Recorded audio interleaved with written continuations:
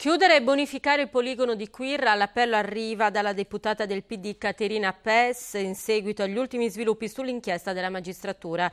E in prefettura a Cagliari incontro fra i sindaci coinvolti e la commissione parlamentare sull'uranio impoverito.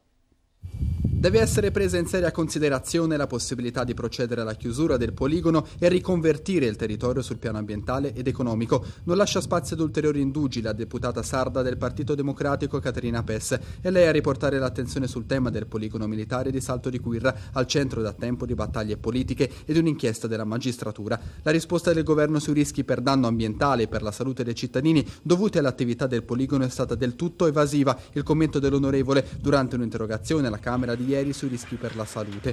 La presa di posizione da parte dell'esponente del PD arriva in seguito alla richiesta da parte della Procura di Lanusei di riesumare 18 salme di pastori deceduti per patologie tumorali. Un richiamo al governo oggi rafforzato dai sindaci dei comuni coinvolti nella vicenda, l'occasione dell'incontro in prefettura tra una delegazione della Commissione parlamentare d'inchiesta sull'uranio impoverito e le amministrazioni che ospitano i poligoni di Capo Teulada, Capofrasca e appunto Salto di Quirra.